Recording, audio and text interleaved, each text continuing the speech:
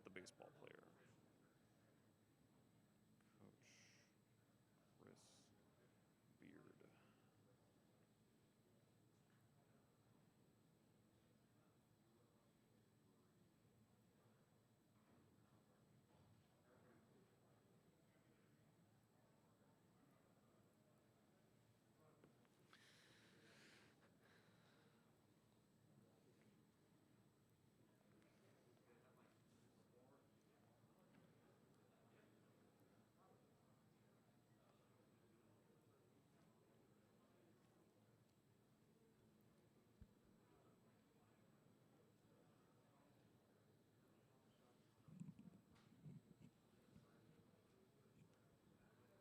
Coach Chris Beard.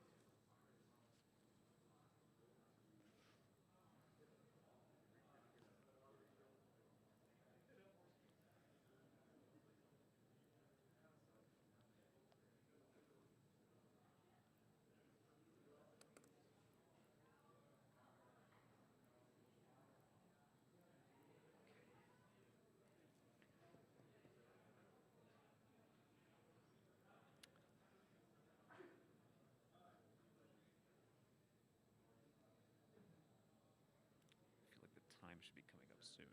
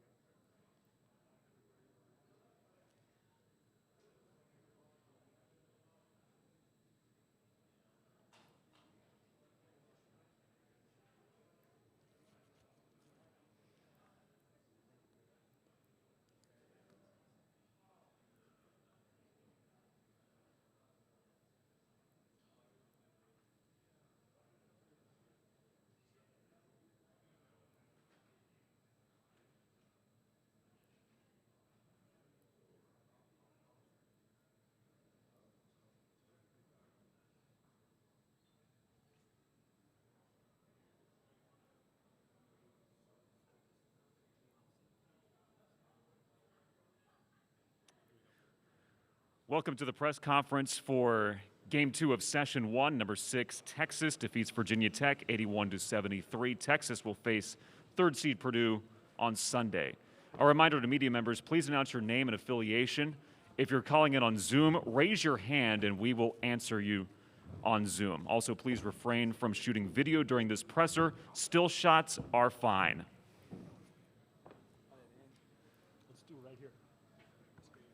We can move Chris Beard over.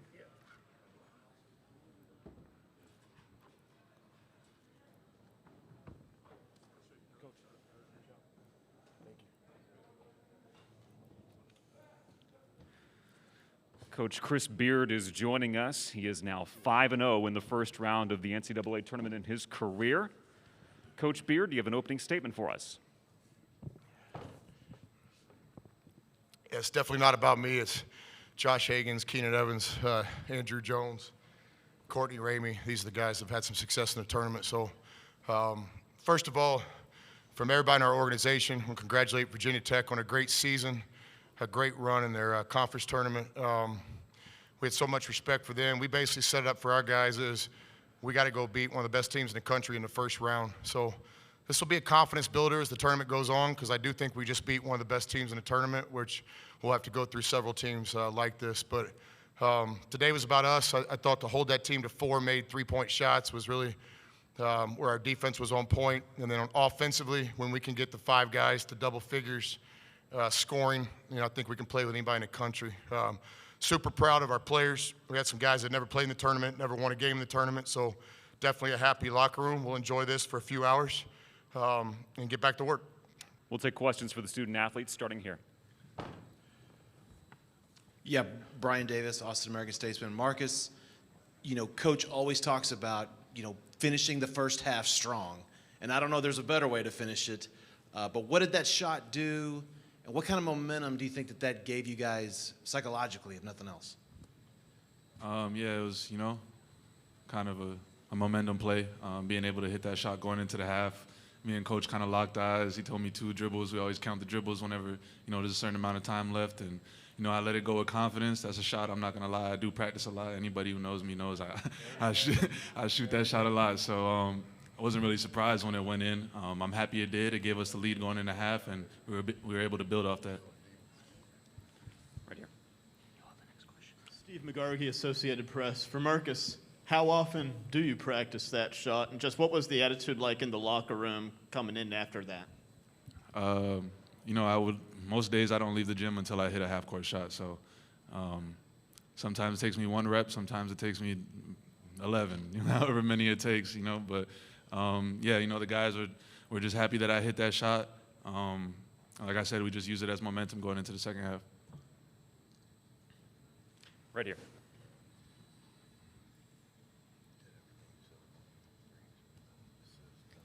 Mark Berman of the Roanoke Times. For whoever wants to answer, you guys shot over 60% from the field in the second half. What got that offense clicking, especially in the when you made that big run to go from a 1-point lead to a 16-point lead? We'll start this way with Courtney, Andrew, Marcus, and then Timmy, please. I think the biggest thing that we did in the second half was move the ball and create shots for everyone. I think Marcus and Timmy had great chemistry in the second half of Marcus driving and getting Timmy shots. And then I think Andrew was aggressive the whole game, and it kind of triggered to me being more aggressive in the second half. We did a good job of taking care of the ball. Coach thrives on, taking care of the ball. That's the best way we're going to survive in advance and get shots up.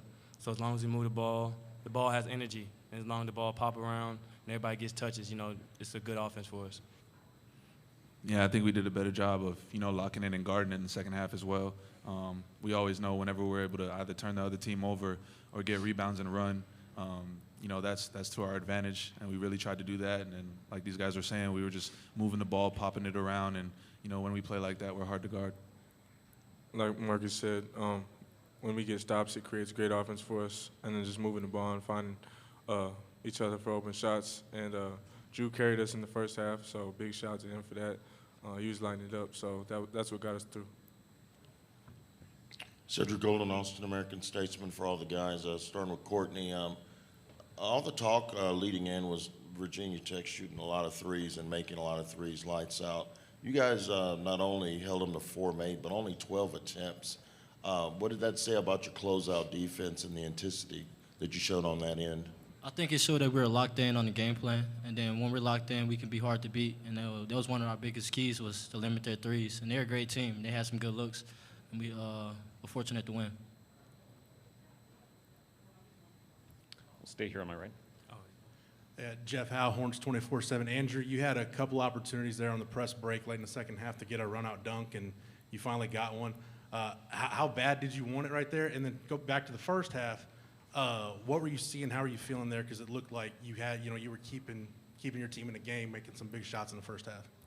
The dunk felt great, but that's not why I was leaking out. I knew I was drawing a lot of attention in the second half, and I wanted to give Courtney, Marcus, and Timmy space so that I didn't crowd their playmaking ability.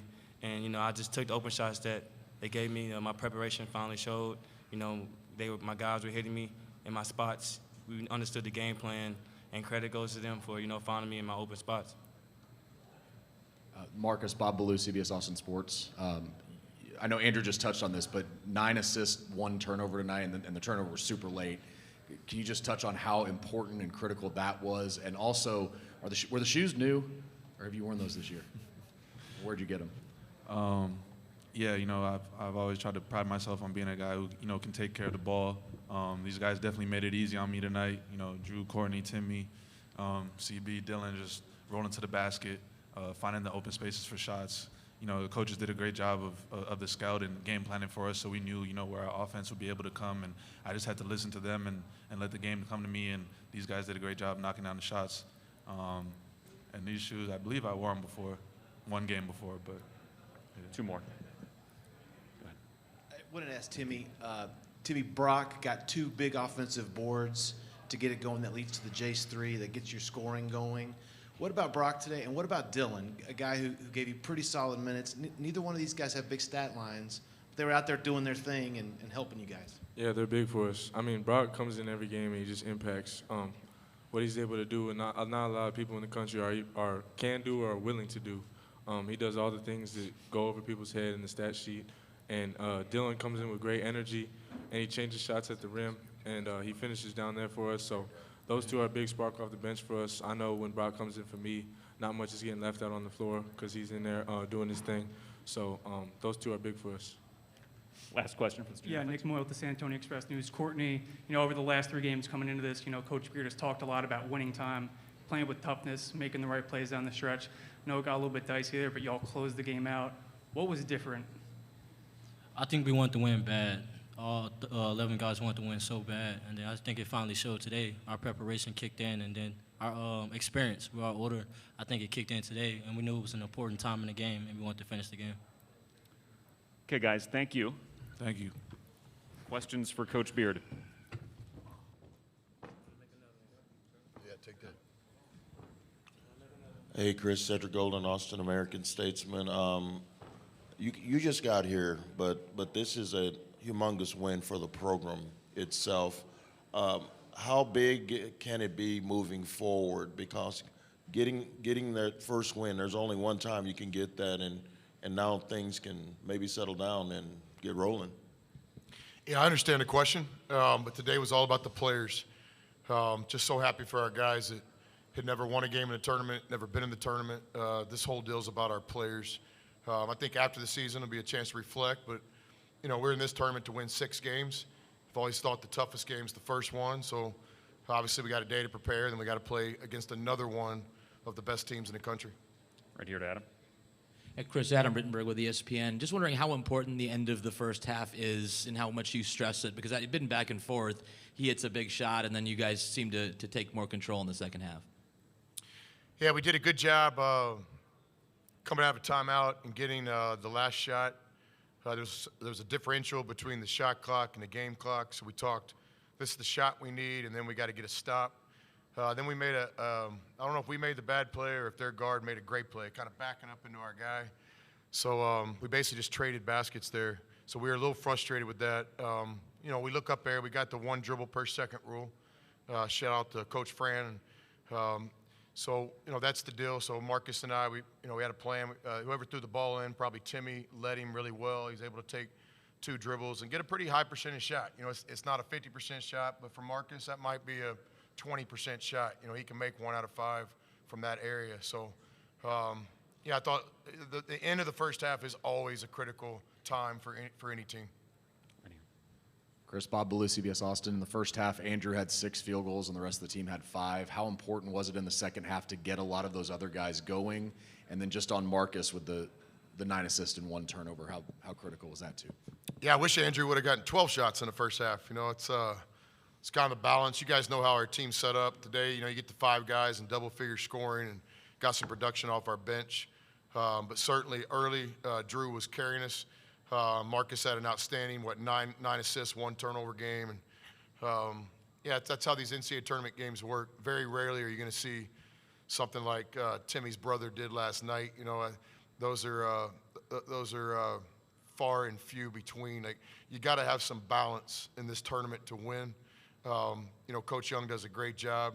He obviously made a couple of adjustments on Andrew, and our guys did a great job feeding off of that. Some of our shots we got in the second half were because they were so focused on Jones. To my left. Hey, Chris. David Cunningham, Tech sideline. Courtney mentioned how important and the big key running Tech off the three-point line was. Doing that, how much did that affect and help the rest of your defense, limiting them and making them kind of drive inside, and then you guys kind of stuffed them in there? Yeah, Virginia Tech set up so well offensively. They can definitely beat you inside with their forwards, and then they got obviously great three-point shooting. So, our game plan was about 3-layered today. And the first was to try to have a good day against the 3, and fortunate for us. That's where the game was played by us. But there'll also come a time where you got to take away that inside scoring. So I think typical NCAA tournament game, both teams got some key guys with the 2 fouls early, and then both teams were playing a little bit off of rhythm early. So we felt fortunate at halftime to be where we were, no doubt about it. Chris, Brian Davis, Austin American Statesman. In a lot of ways, are days like today why you grind on these guys in November, in December, in January, and February, even all the way up to the Big 12 tournament, about competitiveness? It's to get to moments like this and close out in March. Yeah, absolutely. Definition of a coach, simply stated, is to put his guys in a position to win. And when you're coaching and playing at this level, you got to be really disciplined and tough, and you got to pay the price to win. I think today's game was not won just by the 40 minutes we played, but we had a great week of preparation. We've been playing pretty good basketball. The Big 12 speaks for itself this year, and everybody kind of wanted to talk about how we kind of limped into the tournament, but I did not consider it that way. Allen Fieldhouse on senior night, where they haven't lost ever, it seems like, we're right there. Baylor's a pretty good team, if you guys haven't noticed. So we played some good basketball down the stretch. We never defined the way we're playing by the scoreboard. So we felt like we come in playing pretty good, and I know Virginia Tech was. So I thought it was two good teams today. We were fortunate. We got that balance, offensive scoring, low turnover game, out-rebounded them, forced a few more turnovers than they like to have. Not as much as we like to force. I think it was, 13? We wanted to try to get to the 15, 16 mark, but they're so good at taking care of the ball. But there were some different ways that we won the game today, no doubt. Last question right here. Coach, Rocket Haviland, the Purdue exponent. First ever NCAA win was against Purdue when you were coaching for Arkansas Little Rock. You mentioned in the postgame that, or after the game, that Matt Painter is your friend. Do you just want to expand on one of those topics? Yeah, the Little Rock Purdue was obviously a game that we, us and that group, those players, we still connected, team text, and we see those guys. And Josh Higgins is still a pro, and Mo Isom lives in Austin now. So never get tired talking about that team. It was special. In terms of my friendship with Coach Painter, so many stories. But one time when I was in between jobs, I got a call from Coach Painter, and he kind of led me to the way to coach in the ABA. So I don't know if that was a blessing or a curse, but that's what I did. So people ask me all the time how I ended up in South Carolina coaching the ABA Warriors. Matt Painter can tell you that story. But Matt's a guy I've always looked up to. He's known for how hard his teams play. He's a first-class guy. He's a coach's guy. And so we'll have to play our best game of the year to beat a Purdue team that I think is picked by many to make the Final Four. But I believe we can play with them, and I believe we can beat them in a 40-minute game. We're just going to go have to play our best. We'll have to play our best game of the season to beat Purdue, and so that'll be our objective. All right, Chris, thank you for your time.